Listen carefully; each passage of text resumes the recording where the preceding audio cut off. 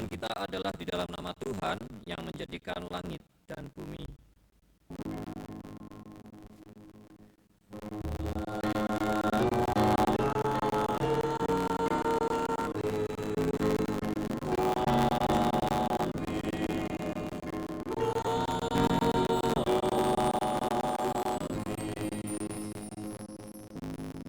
Kasih karunia dan damai sejahtera dari Allah Bapa kita dan dari Tuhan Yesus Kristus menyertai saudara sekalian. Dan menyertai saudara juga.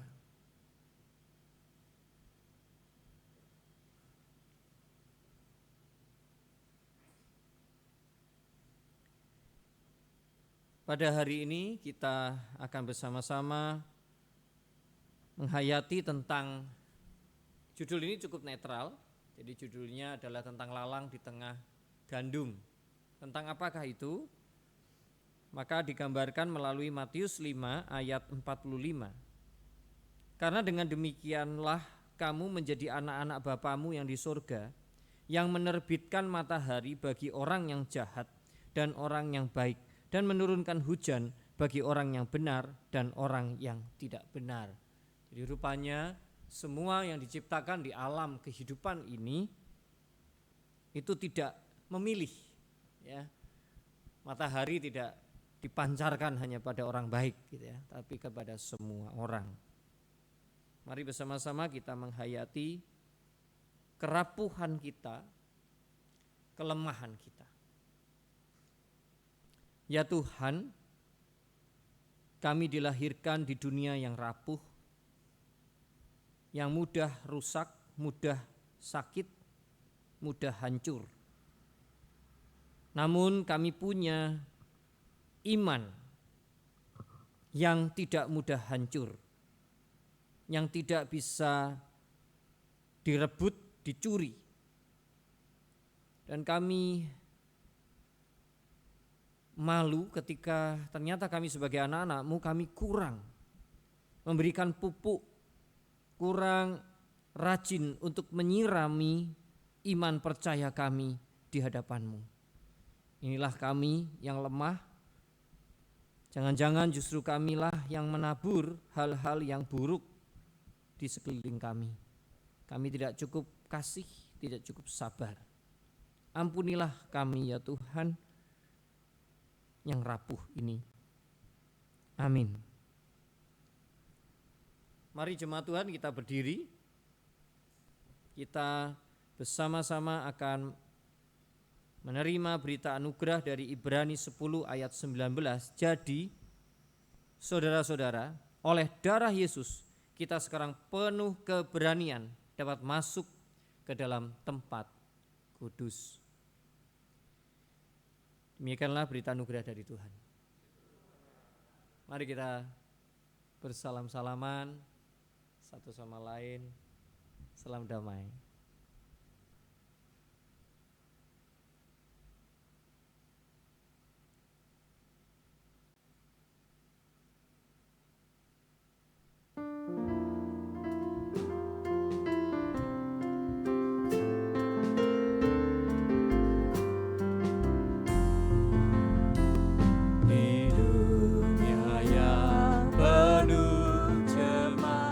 Antara sesama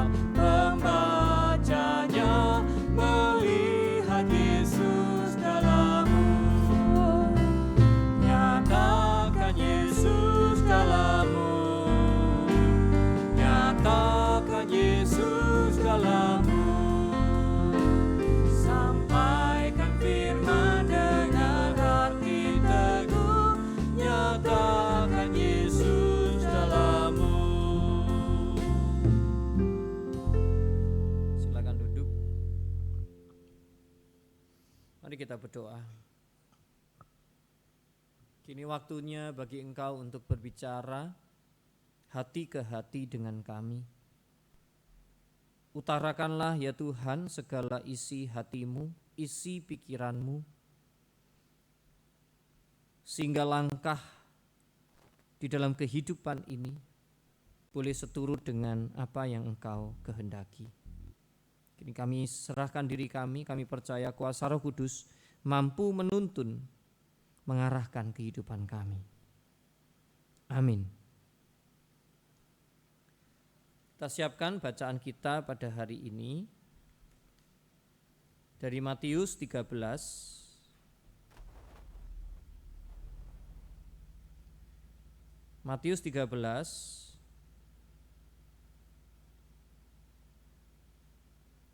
ayatnya yang ke-24 sampai yang ke-30. Oleh LAI diberi judul ya, walaupun Alkitab yang sesungguhnya tidak ada judul-judul itu ya. Perumpamaan tentang lalang di antara gandum. Lalu nanti itu dijelaskan oleh Yesus. Jadi dilanjutkan di ayat 36 sampai 43.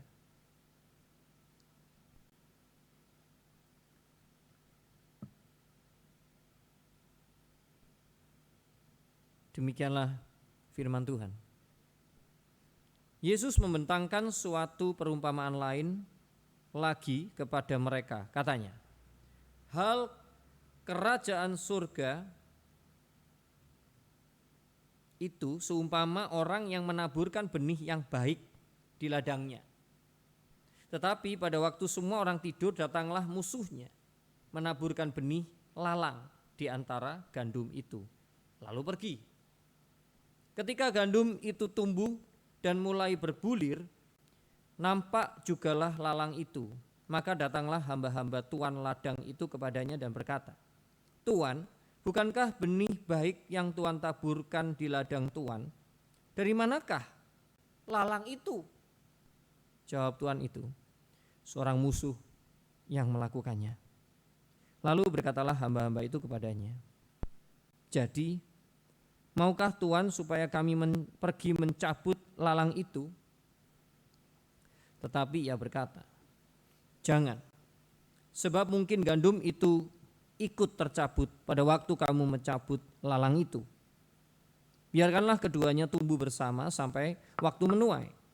Pada waktu itu aku akan berkata kepada para penuai, kumpulkanlah dahulu lalang itu dan ikatlah berkas-berkasnya untuk dibakar. Kemudian kumpulkanlah gandum itu ke dalam lumbungku. Kita lanjutkan pada penjelasan Yesus di ayat 36 sampai 40. Maka Yesus pun meninggalkan orang banyak itu, lalu pulang. Murid-muridnya datang dan berkata kepadanya, jelaskanlah kepada kami perumpamaan tentang lalang di ladang itu. Ia menjawab, katanya, orang yang menaburkan benih baik ialah anak manusia, Yesus. Ladang ialah dunia. Benih yang baik itu anak-anak kerajaan, dan lalang anak-anak si jahat. Musuh yang menaburkan benih lalang ialah iblis. Waktu menuai ialah akhir zaman, dan para penuai itu malaikat. Maka seperti lalang itu dikumpulkan dan dibakar dalam api, demikian juga pada akhir zaman. Anak manusia akan menyuruh malaikat-malaikatnya, dan mereka akan mengumpulkan segala sesuatu yang menyesatkan dan semua orang yang melakukan kejahatan dari dalam kerajaannya. Semuanya akan dicampakkan ke dalam dapur api. Di sanalah akan terdapat ratapan dan kertakan gigi. Pada waktu itulah orang-orang benar akan bercahaya seperti matahari dalam kerajaan Bapa mereka.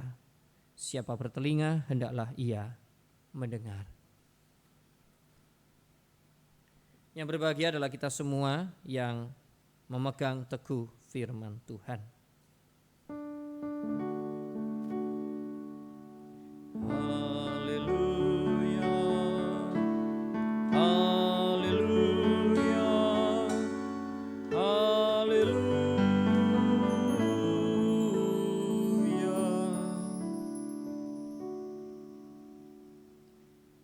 Ya, mungkin saya akan menegaskan kembali tentang perumpamaan ini. Jadi ibarat kalau renungan itu kan ada ilustrasi. Kali ini tidak perlu ilustrasi karena memang ilustrasinya sudah diberikan oleh bacaan itu. Jadi ilustrasinya adalah bahwa ladang ini dunia. Jadi dunia ini ladang, kemudian rupanya ya tentu ladang dan manusianya, gitu ya. Jangan dibayangkan bahwa Yesus kemudian anak manusia itu menciptakan manusia di situ. Itu tidak terlalu, namanya perumpamaan itu tidak sampai harus plek-plek gitu ya, harus semuanya jelas begitu, tidak. Tapi penggambaran saja bahwa kalau ini adalah dunia dan manusia, maka Kristus itu menaburkan benih iman. Lalu siapa yang hamba-hambanya yang bekerja di sana? Ini bisa Farisi, ahli Taurat, bisa juga kita para pelayan Tuhan, ya, siapapun. Nah, kemudian benih yang baik itu adalah iman atau anak kerajaan. Jadi mereka-mereka yang telah ditaburi benih dan mereka adalah gandum. Ya, diumpamakan seperti gandumnya. Ini agak beda dengan yang minggu lalu ya, Bapak Ibu ya. Kalau yang minggu lalu manusianya itu tanahnya, ya, tanah yang subur, tanah yang apa begitu ya. Nah, ini ya mirip-mirip tapi enggak terlalu dekat gitu ya. Nah, kemudian lalang ini siapa? Anak si jahat. Jadi sejatinya manusia gitu ya. Kemudian ada yang nabur kejahatan. Yang ngompor-ngompori siapa? Yaitu iblis. Gitu ya. Kemudian siapa nanti yang menuai di akhir zaman? Yaitu malaikat. Nah, apa yang menarik dari yang dijelaskan ini? Cukup jelas bahwa ketika keperhatian para pelayan tentu, wah ini kalau lalangnya tumbuh sama gandum, lah eman-eman, ngapain membuang waktu, membuang tenaga, nanti panen juga repot dan sebagainya. Gimana kalau dijabut saja, kan begitu, ya simple, jabut saja. Nah tapi ternyata jawaban si pemilik ladang yaitu Kristus yang anak manusia itu malah jangan. Nek mbok jabut nanti mati kabeh. Nah ini menarik, kok bisa ya, kok dijabut kok bisa mati semua. Karena rupanya kesempatan untuk berubah itu hilang kalau dijabut. Kenapa? Karena begini, ternyata lalang, di lalang, tanaman lalang itu dan tanaman gandum di usia tertentu itu ternyata podo, sama bentuknya itu sama. Sehingga hamba-hamba yang ada di dunia ini, para pelayan pun tidak akan bisa mengenali, gak iso mengidentifikasi, oh sing iki lalang, sing iki gandum, terus kemudian dijabut dengan jelas, gak bisa. Nah ini menarik, karena seperti halnya kita. Kalau kita,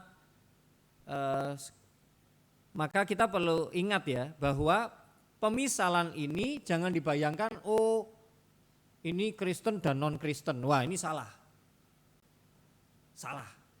Berarti kita sudah menghakimi dunia ini. Itu tidak.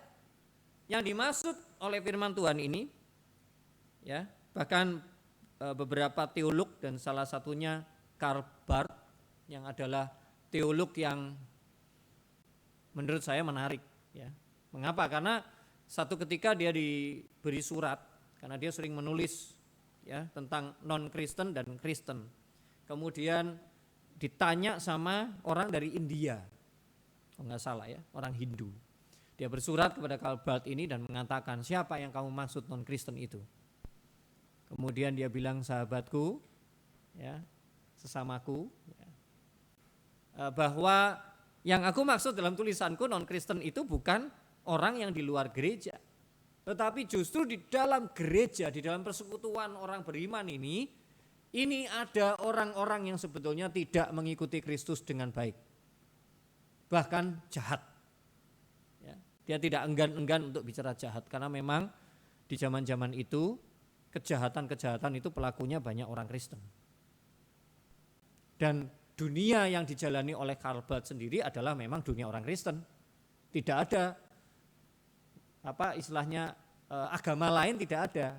Makanya dia mengatakan ya non-Kristen, lalang itu adalah yang ada di dalam persekutuan sendiri.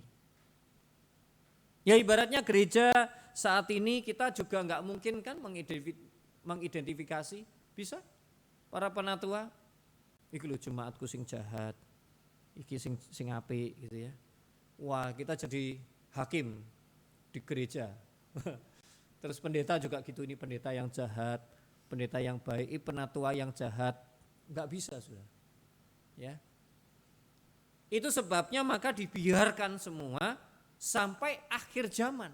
Dan artinya itu bukan pekerjaan kita untuk memisah-misah dan memilah-milah. Tidak, itu bagiannya malaikat, bukan kita.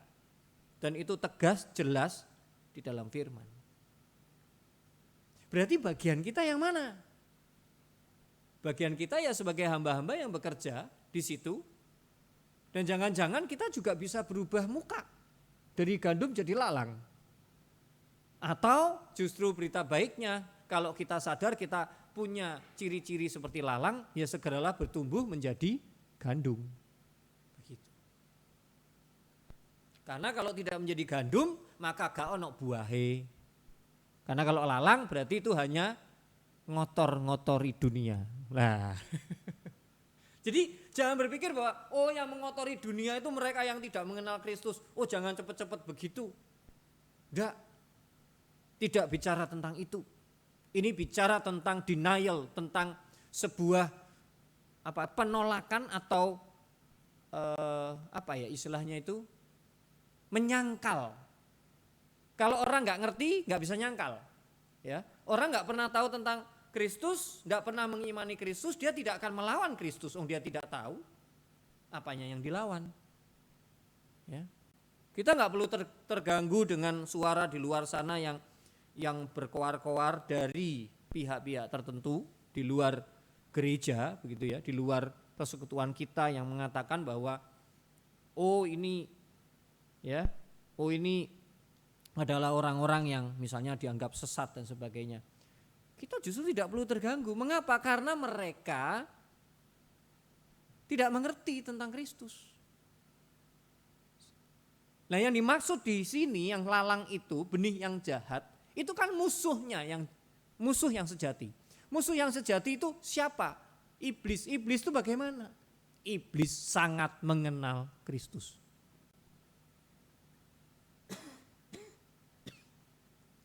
Beda dengan orang-orang di dunia ini. Mereka mungkin bisa mengatakan Kristus ini, Kristus itu, orang Kristen ini begini dan begitu. Mengapa? Karena mereka pernah dikecewakan oleh orang Kristen. Jangan salah, saudara. Mereka yang tidak pernah dikecewakan oleh orang Kristen, yang mereka yang tahu orang Kristen yang baik, mereka tidak pernah akan mengotak-atik agama kita. Tidak akan. Bagi mereka ya sudah, semua agama baik kok. Kalau enggak baik enggak disahkan oleh negara. Kan begitu. That's it, selesai. Yang permasalahan yang utama adalah justru lalang-lalang yang ada di antara anak-anak Tuhan. Yang dengan sadar seperti musuhnya Tuhan tadi. Lah musuhnya Tuhan kan, saudara ingat enggak ketika Yesus sampai di Gerasa, kemudian ada orang yang kerasukan. Dari jauh orang ini sudah meronta-ronta. Hai Yesus, anak manusia, kenapa kamu datang ke sini? Apakah engkau hendak membinasakan aku? Jadi iblis sangat tahu tentang Yesus. Lah, siapa yang lebih tahu lah ya, bukan sangat tahu, tapi lebih tahu tentang Yesus, tentang Kristus, tentang keimanan kita, siapa? Ya kita. Itu sebabnya kita punya potensi menjadi lalang ketika kita ditabur benih oleh iblis. Yang jahat siapa? Iblis, bukan. Iblis mas sejatinya jahat, gak perlu dibahas gitu ya. Justru kitalah ini yang bisa berubah menjadi pemberontak dan kita melawan Allah. Itulah lalang. Gitu. Jadi firman Tuhan ditaburkan, hamba-hambanya bekerja di ladang dengan baik, semua bekerja. Dia nggak mau jadi gandum, dia nggak mau berbuah, ya. Akhirnya dia bertumbuh, kemudian mengotor-ngotori persekutuan Tuhan ini dengan pemahaman-pemahamannya yang jahat dan mulai menyakiti siapa? Yang disakiti siapa? Dia nggak akan menyakiti ladangnya orang. Loh iya toh. Kan enggak mungkin lalang itu pindah keluar dari ladang itu. Ya dia akan menyakiti semua yang ada di dekatnya. Begitu. Dia akan merongrong di situ.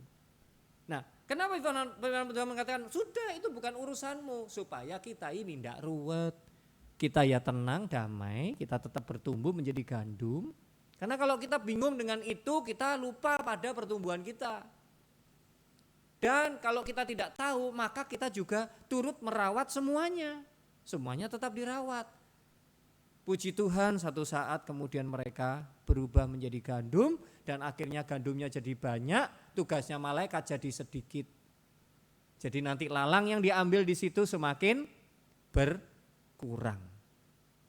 Inilah yang dikatakan oleh firman Tuhan ini. Jadi marilah kita berhenti untuk menilai-nilai siapa lalang dan siapa gandum. Kita tidak perlu menilai, karena penilaian itu bukanlah bagian kita. Apa yang kita lakukan? Mari kita mengambil bagian. Justru karena kita adalah gandum, maka kita pun juga meringankan pekerjaan hamba-hambanya dan juga tentu sang penabur. Tapi kita juga mengimani bahwa sebetulnya hamba itu bekerja berdasarkan siapa? Yesus. Ingat, tidak semua hamba di dunia ini juga bekerja berdasarkan Yesus Kristus. Amin. Saat hening bagi kita.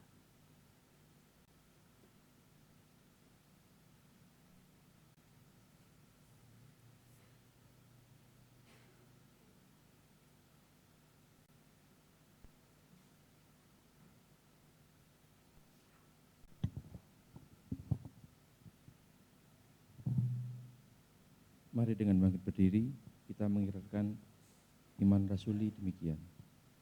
Aku percaya kepada Allah, Bapa yang Maha Kuasa, Khalik langit dan bumi, dan kepada Yesus Kristus, anaknya yang tunggal Tuhan kita, yang dikandung daripada Roh Kudus, lahir dari anak darah Maria, yang menderita sengsara di bawah pemerintahan Pontius Pilatus, disalibkan, mati dan dikuburkan, turun ke dalam kerajaan maut.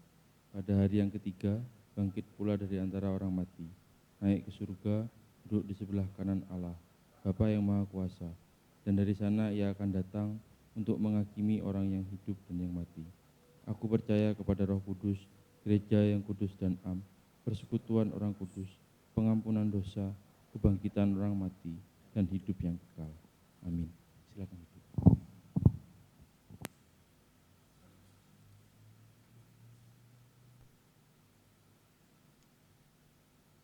Mari kita memasuki doa syafaat.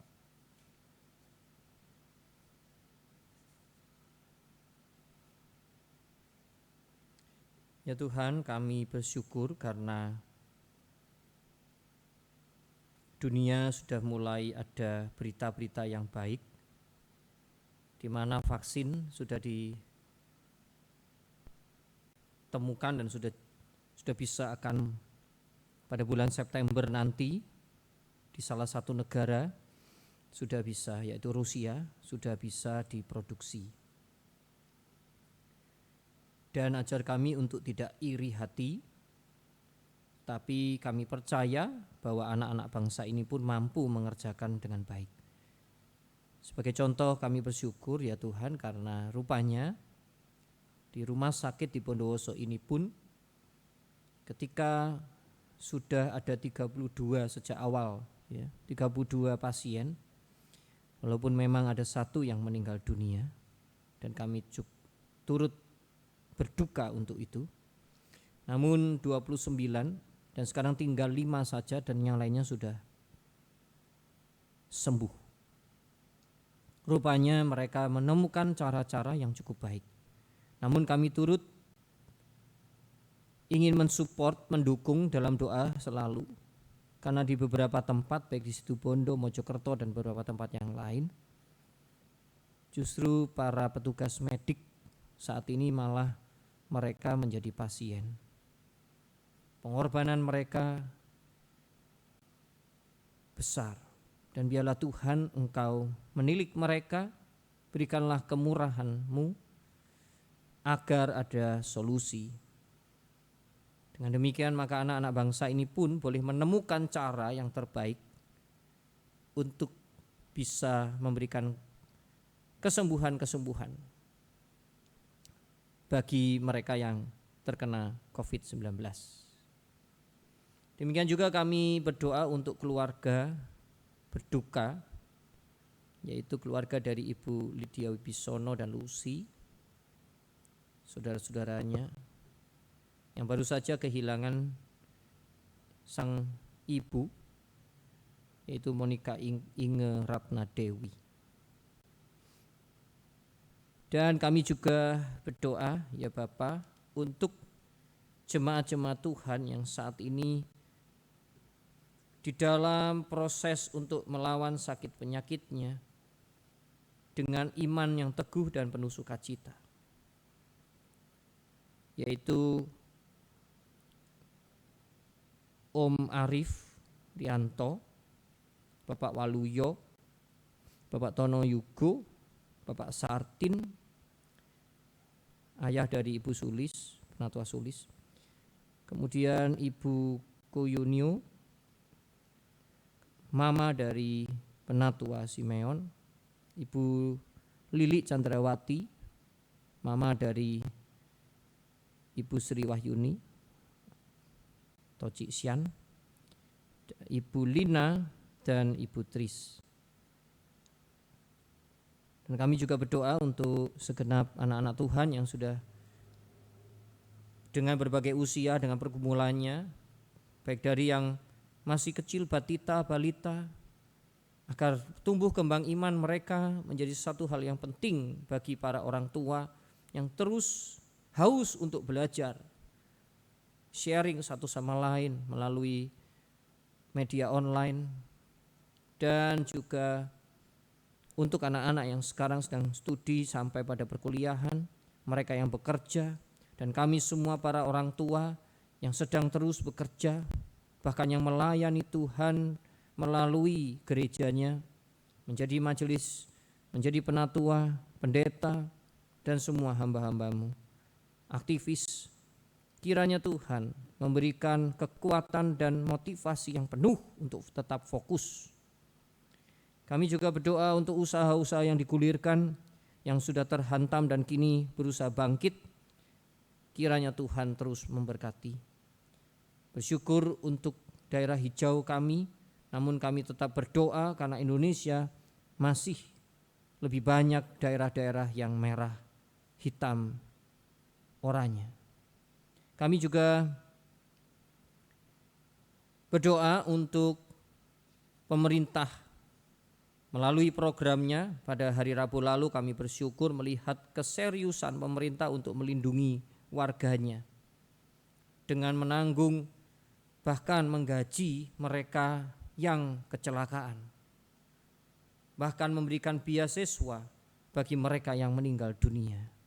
Kami bersyukur boleh mengetahui hal ini, namun Tuhan masih banyak di antara kami yang belum turut serta di dalam program itu sehingga kami belum terlindungi. Kiranya Tuhan menolong kami untuk mendapatkan hikmat bersegera. Dan juga bukan untuk diri kami pun turut menyebarkan ini sehingga banyak orang yang di negara ini karena situasi yang begitu mengancam, maka mereka pun terlindung. Generasi penerus mereka mendapatkan tunjangan, santunan, bahkan bisa meneruskan pendidikan mereka sampai perkuliahan. Terima kasih ya Tuhan, setiap doa ini kami satukan bersama doa yang Engkau ajarkan. Bapa kami yang di surga, dikuduskanlah namamu. Datanglah kerajaan-Mu, jadilah kehendak-Mu di bumi seperti di surga. Berikan kepada kami pada hari ini makanan kami yang secukupnya.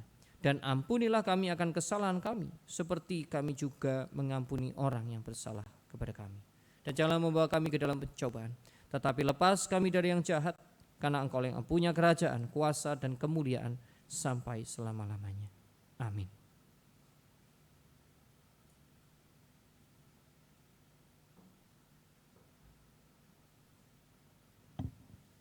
Tiba saatnya kita memberikan persembahan yang terbaik kepada Tuhan. Persembahan dapat diserahkan di belakang sana di dalam amplop setelah kebaktian selesai.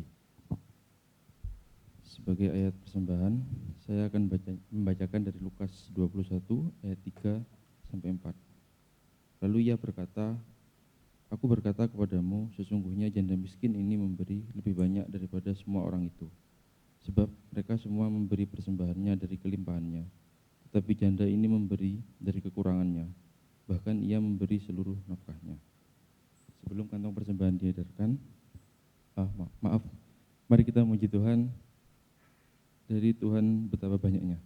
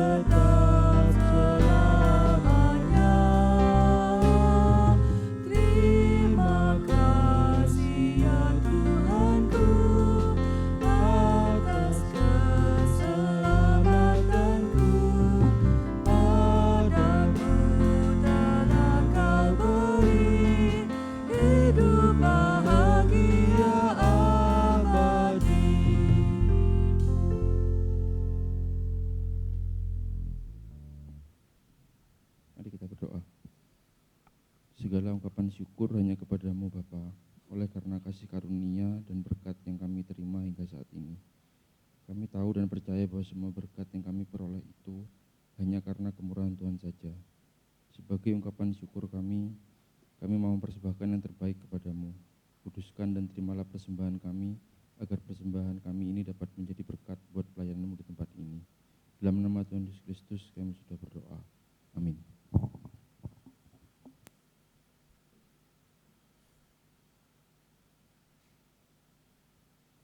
Mari dengan berdiri.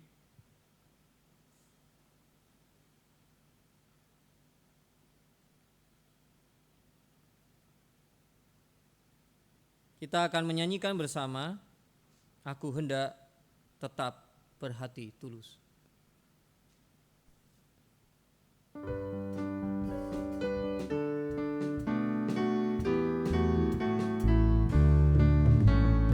Aku hendak tetap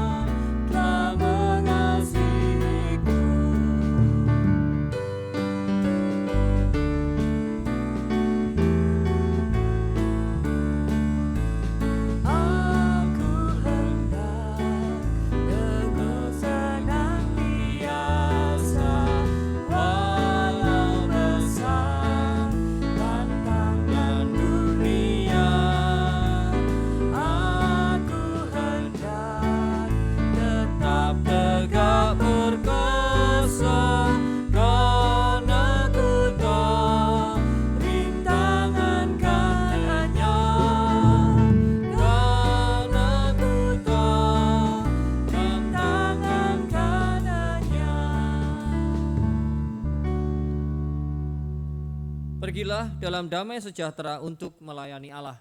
Syukur kepada Allah. Tuhan memberkati engkau dan melindungi engkau. Tuhan menyinari engkau dengan wajah-Nya dan memberi engkau kasih karunia. Tuhan menghadapkan wajah-Nya kepadamu dan memberi engkau damai sejahtera.